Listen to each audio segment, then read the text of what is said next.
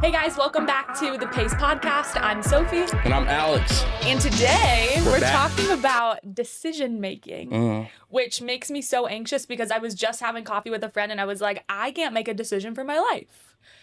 Got decision paralysis. Decision paralysis. Yeah, like I can't make choices. Or I don't know, sometimes I feel like I'm such a I process things so deeply that I never actually make a choice. Oh, Does because that then you make sense? second guess. Yeah. Yeah, like I'm not the type of person that just like, you just choose this thing. I'm like, but what if this and this? Yeah. And then I spiral and then I'm like, I can't make a choice. It's kind of a good thing because then you're like a cautious person. Yeah, you know? I think sometimes it works for me, but sometimes it works against me, you know, because like I can't trust myself to make the right choice.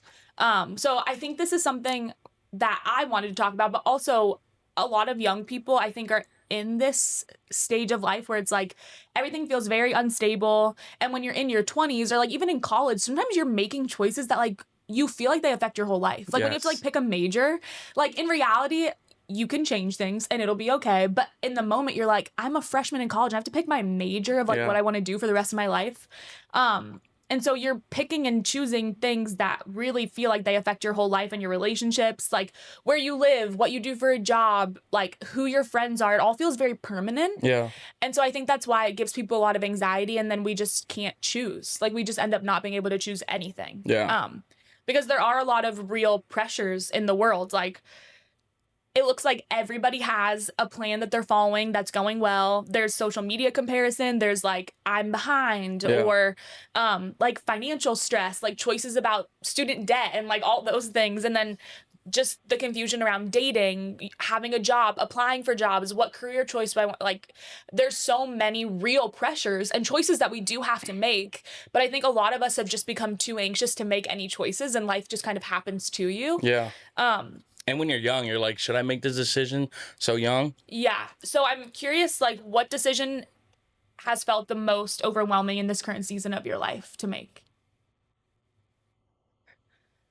I remember when I was applying for college. When I was applying for college, I didn't know where I was gonna go, but I got the opportunity to get Hope Forward, which is like a fully based tuition. Oh, nice. And my guardians, Carmen and Ivan, their minds were set on. People always said Alex was going to be a pastor when he gets older, and I always thought that could happen. There was always a feeling I always wanted to work in a church, but then my mindset of you're not qualified to do that always kept in my head. But we visited this one college called College, and it was a college to prepare you to be a pastor. Interesting. And what you were supposed to do is you go to that college, you be ministry 24/7. But then I didn't feel it at all. So we went there and my guardians were like, yeah, this is the financial aid. This is what we're going to do. We're going to make it work. God's telling us like, this is where you're going to go. And they literally said that we felt peace about this college. But then I didn't feel peace at all. Like I didn't like it. It was a small college, 24 students. What? A new college, yes, 24 students. I was like, this is not for me. I'm gonna be annoyed with these 24 people. Yeah. But then Hope College came and I filled out that application and I got it. And my mindset was, I'm gonna do religion major here at Hope College. And my guardian was like, I don't know if this is the school for you. They saw Greek life and they were like, oh, no, not for you. Don't join Greek life. You join Greek life, it's going to be terrible. And then as well, she was like, I remember I was like, I wanted to do business because of the fear of mindset of religion. And I was like, I don't know if I want to do that. They don't make a lot of money. And I remember when we were going to do my admissions, my auntie made sure we had a religion person come and meet us because they were like, their mindset was Pastor Alex in the future. So my biggest thing was when I decided to go to Hope College, and it went against every will that my guardians, Carmen and Ivan, wanted me to go to. And I remember there was a push from them because they were like, this is not for you. We don't have peace about this. But I think about that decision and how I chose Hope College, and now it's like affected my whole life. And there's so much blessings that have come out of that, choosing that decision to go to Hope. Yeah. That's a good story because I think it's one of the first times in your life that you kind of have to make the choice for you and for yourself. You know, like if you're living the life, like you're the one that's going to be living the life. So sometimes you have to be like, wait, I don't want this. So that's good. I feel like the question that I ask myself a lot is like, what does God want me to do? Yeah. And I'm like, just tell me what you want me to do. Because I will do it if you just tell me that you want me to do it and you tell me that things are going to be okay because I do it. Yeah. And I remember I was in college and Shout out GCU. Go Lopes up. Lopes up. I had a friend who like was reading this devotion to me one time, and he said something along the lines of like, it's okay to say to God, like, I don't need the whole picture, just give me the next step. And that really stuck out to me because we were in a situation where like it was COVID and a lot of things were really unstable. And so he was like, for our group of friends, like, we don't need the whole picture, we just need the next step. And we will walk in obedience to the next step. And that was like what he was praying and asking God was, we're not asking for the whole thing. Yeah. We are just asking for the next step. Understanding can wait, obedience cannot. Yeah. And I think, you know, people will talk about like delayed obedience is not obedience. And I think that I push back against that because some people are just naturally more hesitant, you know? But there is like a push comes to shove of like, you have to obey what the Lord is asking you to do, you know? But what I've learned about decision making, which is like really, really difficult, is that the clarity, usually for me anyway, the clarity has come after making the decision and after choosing to walk in obedience to what God had for me. It's not before. Like, for example, I made a really like hard choice to literally move across the country to work here at the Boulevard. And the clarity and the peace about that came afterwards. And it even sometimes is still shaky. Like sometimes I'm still like, what am I doing? Why did I do that? Why did I move across the country? I have no family here. Like it snows, it's cold. Like why did I do that? But the clarity actually came almost like years after. And it came after I had to go through something really hard to kind of prove to myself that I have the resilience to stay here. And so sometimes it still doesn't feel clear, but I think the misinterpretation is that like you need the clarity and the peace to make the choice. And like, I don't think that you will get that every time. And when you do, I'm sure that's amazing, but I don't have a ton of times in my life where I've gotten the clarity before making the decision. So that's what I've learned a lot about decision making as someone who follows Jesus is like the clarity is going to probably come after. And it's really cool to like look back and see the ways that God carried you through that thing. But you do not need to know the whole picture or to know exactly how things are going to shake out to move forward. Yeah. It shows us what our decisions reveal about us. So when you think about your decision to move halfway across the country to somewhere that has snow that you've probably never been in. No, I didn't see snow until I came here to visit in Christmas time, and that was the first time I saw snowfall. That's crazy. And I cried on the plane. And the lady next to me was like, what's wrong? And I was like, it's snowing. What was it like a magical feeling when you saw the snow? I was so scared. You scared? And then as the snow was falling on the drive home, I was like, oh my gosh, the farm animals have snow on them. That's crazy. I was like, what just happened to me? Perspective of someone who's seeing snow for the first time. Yeah, I'd never even like seen it fall from the sky. So it's wild. Yeah, anyway. So yeah, I was saying how like our decisions reveal about who we trust. And I think you didn't have the clarity on what you were gonna do, but it revealed something in your heart. And now look where you're at now, making an impact for other people. Yeah. So I think about your decision that you made just to come to Boulevard and the impact of lives, of children's lives especially. Yeah. But not only that, like parents, like there's so many parents that look up to you at the Boulevard, like your peace, you know, your joy. Wow. And especially going on walks with them. Like parents love that. Yeah, when you go on walks with them. There's so many parents on Instagram that have followed me and I've seen them post you on their story. Well, they keep having cute babies, exactly. You know? Yeah, I think following Jesus doesn't like remove having to make decisions. It just reframes how we make them. And if anything, like being a young follower of Jesus, it's like really cool that we have him to help us make choices. And I heard something recently where it was like following Jesus is not like necessarily like God's will is not necessarily like a walking path. It's kind of like a field that he puts you in. So like there are boundaries. Like you do have to be obedient and have faith and trust in him when you can't see him. But it's not like he's keeping you on this one path and when you make the wrong turn, you're completely gone and like he's written you off. Like you're in this field with him and he is guiding you and leading you, but there's still choices that you have to make. And so I think if clarity is the goal, you're going to be disappointed because you're never really going to have full clarity. I think the goal has to be trust and surrender to him. Like the goal has to be that you more like Jesus after you make that choice. Yeah. You know? How do you think people make decisions today? Like in today's culture, how do you think people make decisions? I think a lot of people make choices based on feeling. And I think so a lot of the work that I do is like I study the generation of parents that I'm serving in kids ministry. And what we know about like millennial parents is that they're really attuned to how their kids are feeling. And so they make a lot of choices based on what their kids are feeling about things. Our feelings aren't always right though.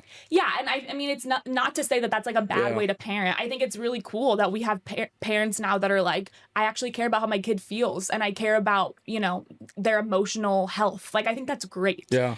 I think a lot of us as we grow older is like we make a lot of choices based on what feels good and how we're feeling about it. And I think that, our feelings can't always be trusted. And I think sometimes we're asking the question, like, how do I get what I want but still feel like I'm spiritual? Like, how do I get what I want but still feel spiritual about it versus saying, like, what does God want for me and what does he have for me? Yeah. So, I think sometimes I'm just like, God, tell me what to do. Because I'm like, if you tell me what to do, I'm going to do it. Yeah. I'm a rule follower. You tell me, I will do it. So it frustrates me that, like, he doesn't work that way, you know? No, I feel that. Do you think you ever, like, obsess over making the right choice? Or do you ever have, like, fear of messing up God's, like, plan for your life? Or is that not an issue for you? I feel like I do have a fear of messing up God's plan for my life because when I think about the fear that God has from plans for my life, I know like Jeremiah 29:11 says like, for I know the plans I have for you, declares the Lord, plans to prosper you, not to harm you. So I think every decision that I make, even if I go on a wrong little track, God's gonna align me up. But I just think about the decision of becoming a youth director in college. Like when you think about that, you're like, was this the right decision? Because you're a full-time college student, but then you're also being in ministry. And ministry, it's different when you're working in a church because I feel like the weight of that is heavier, and because you have young people who are following and leading you. Yeah, and it's a lot of to be a college student. Yeah, it's a lot of pressure. And you don't have like, my mind is still growing, like my decisions is still growing. Your brain's not fully developed yet. It's not fully developed yet, so I got a lot to learn. And I just think about the decisions, but then I also think about the point of sometimes if you just make a decision that you're going to know that God's going to be with you. And if it wasn't God, he wouldn't have gave me the opportunity to work here. Yeah. Because when I think about Pastor Ben and Chase, who hired me, if they would have felt it wasn't the right time and moment as a college student and just like discerning from the spirit of hiring me, it wouldn't have happened. So God would have stopped them to make the decision. But God believed that I was ready and that I'm going to learn through this process. So I think about the decisions of how God's is going to be with you always as you make the decisions. But as long as it's aligned with his will, if it's something that's going against them, like something that is separating from Christ and it's not for his will, it's against it. Yeah, I think it takes a lot of trust and surrender to say, like, this really doesn't make sense, but I'm going to do it because I feel you like creating me for this moment. You know? So what you're doing is a really big act of surrender to say, like, it really doesn't make sense for my time to have a job like this.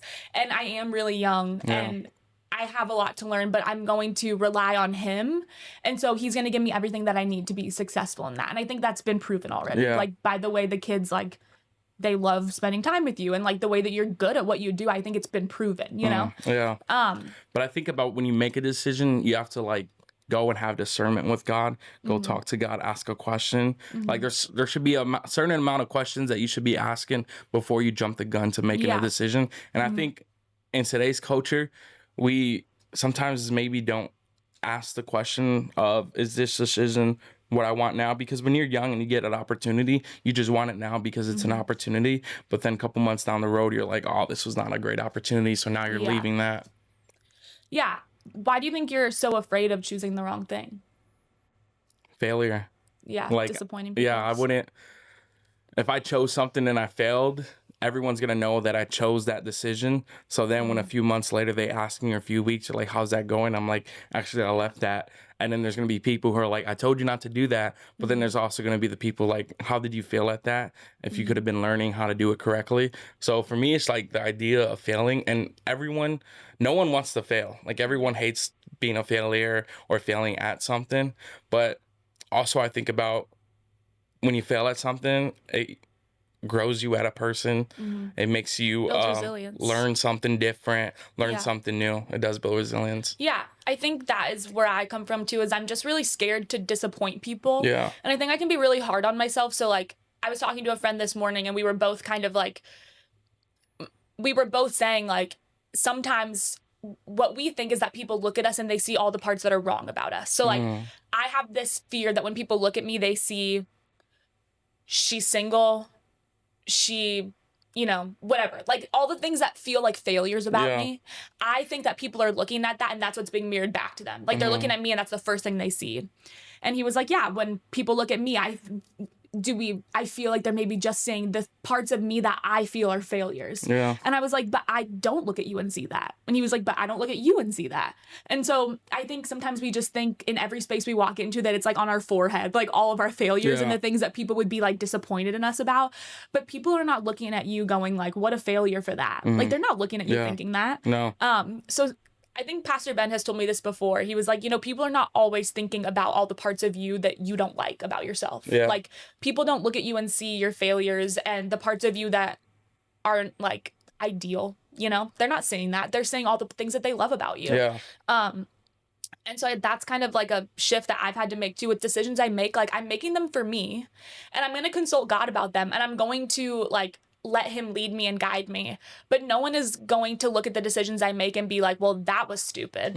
Like they might, you know, have opinions, but people that really care about me are not going to be like, well, all I see is the parts of you that are wrong and bad because of the choices you made. They should be building you up. Yeah. Yeah. And I think there is like a spiritual way to make decisions. Like as followers of Jesus in our 20s or college or whatever, we do have a different way of going about how we live our life. I think that's part of this podcast is kind of saying like, we're not like necessarily other people in our age range right now, like where we're just going with what the culture is doing. Like we have to actively fight against the culture. So I think that there is a really good biblical framework for making decisions. And I would say, like, first, you have to talk to God about it. It's good to talk to people about it, but you can't only talk to people about it. You have to talk to God about it. And you have to, like, know if it's aligned with scripture. And I feel like you talk about this a lot. Where, like, if you don't read your scripture, how are you going to know if a choice you're making is aligned with scripture, you know? And I also think something to look into is, like, what are your motives? Like, if you are really honest with yourself deep down, are you choosing comfort and status and control? And just like putting the spiritual blanket over it so it like looks like you're doing what God wants you to do, you know?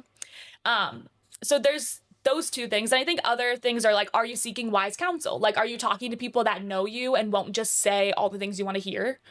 Do you have peace? Which is so hard. Like, I don't even know what that feels like sometimes. I would say that this is probably the hardest thing for me to decipher is like, do I have peace about this? Because personally for me, like, I don't even know what it feels like to have peace sometimes. I feel like peace, people will say the benefits of getting out of this job, that would be the peace. But then I think, yes, that's a good thing. But then also the peace of, is this good? Like where I'm going to be living, or the job, is it going to help me peacefully with my mentalness? Is it going to be peaceful down the career path? Because if you think about it, yes, if you got a job and the peace that you're getting is, oh, this is beneficial because of the money, then at one point you're going to run out of that piece of that job, and down the future it's just going to bring you down a little bit. Yeah, your peace can't come from anything other than the Lord, because then it's just a false sense of peace, you know? Yeah. So I think for me, that one is really hard, and I don't have an answer to like how you feel peace. I really don't know.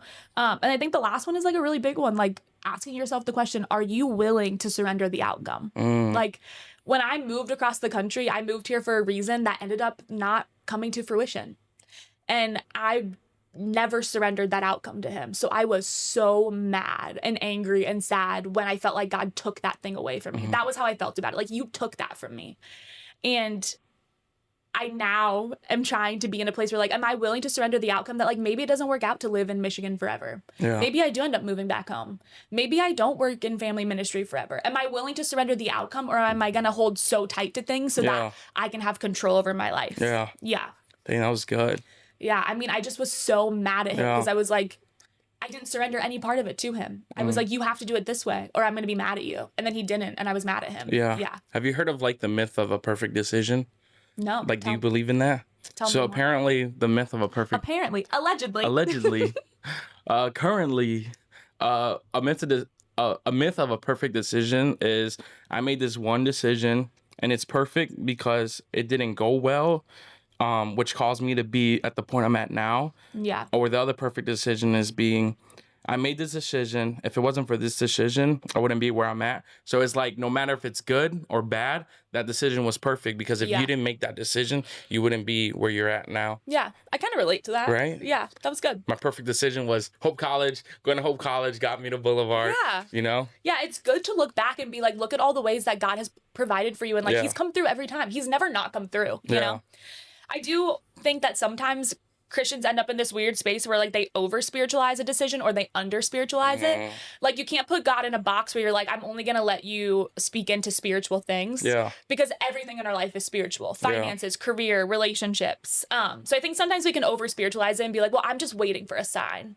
Or like, I'm just waiting to hear from the Lord about this. Yeah. Like, those things can happen. Like 100%, like, but most of the time, God's not going to give it to you now. But are they just your way of like not making the decision and like waiting because you're like waiting on the Lord? Like, maybe he is telling you and it's just not what you want to hear. So you're like, I'm waiting for a sign because what I'm hearing is not what I want to hear. And it's like, he's probably not going to, and maybe he'll change his mind. I don't know. But maybe he's asking you to do something you don't want to do. And then I think under spiritualizing is just like not inviting him into the parts of your life that don't feel like godly. But and you're just doing what you feel is right. You're acting on your feelings. You're just ignoring him completely and thinking like, well, the Bible doesn't talk about this, you know? But like everything is spiritual when you follow Jesus, you know? Yeah.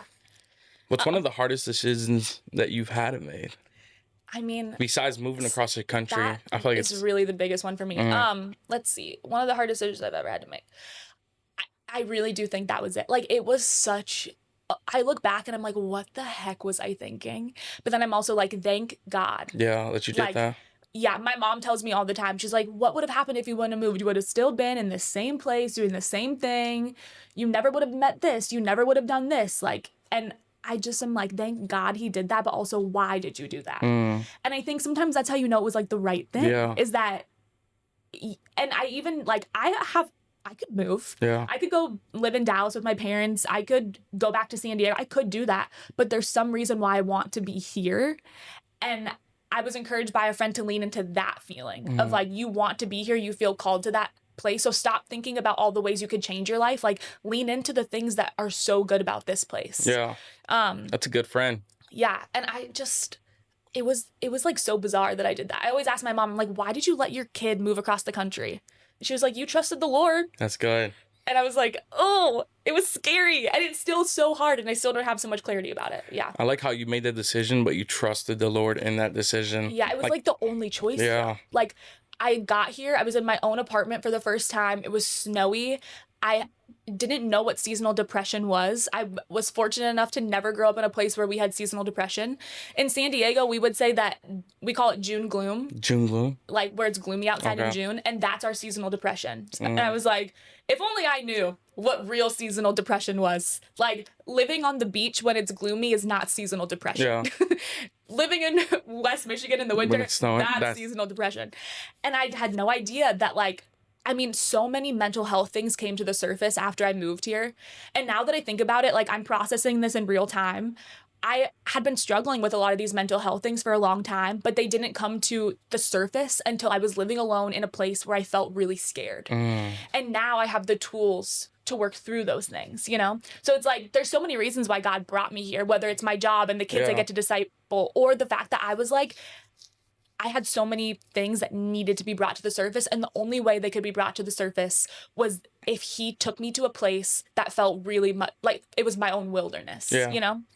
How could you encourage someone who is maybe struggling with a decision they should make, or the decision that they make is not good right now? How could you encourage someone with the decision they're making? Yeah, I think the invitation is to try and consider how you can make the decision like with God, not without him. I think I would ask yourself the question, like, if I wasn't scared, what would I do about it?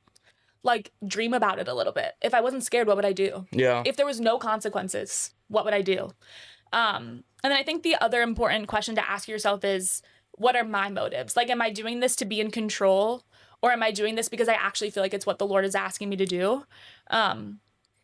And then I think the last thing would be community over isolation. Like, don't decide things alone. Yeah. Don't decide things by asking ChatGPT. Yeah. Like, don't decide That's a good one right there. alone.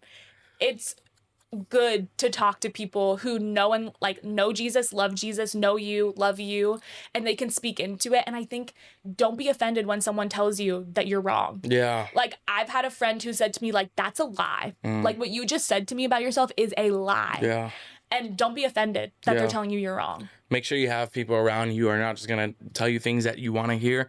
But also, when you're making a decision about the community thing, if you're making a decision just based off what you know and what you think you know, then there's something wrong with that. Why? Because there's other people in your life that maybe has been through that decision, or who are just older than you and they have more wisdom. Why do they have more wisdom? Because they've been through that. They're older than you, one. And the second is maybe they could help guide you as you make that decision. And once you made that decision, there's going to be people around you who are going to help support you no matter what happens with that decision that you have made in your life. Yeah, I would say, like, one of my biggest encouragements would be, like, get a mentor. Yeah. And, like, go to your local church and say, like, I really want to find someone that can mentor me. Mentors are huge. Like, having a mentor, I mean, I owe so much to my mentor that I had in college. Like, she changed my life. Like, Jesus changed my life, but she was such a part of what he was doing in my life. And she was a kids pastor. Yeah. And now I'm a kids pastor. And I still call her. Like, it really changed my life to have a mentor. So that would be, like, a really practical thing. I've had so many mentors of my life. And each part of those mentors, either my spiritual mentor or the mentor who just taught me business-related stuff, or the mentor who just was in the church, or the mentor who was like a brother to me. Like, those different areas of my mentors help shape the person I am today.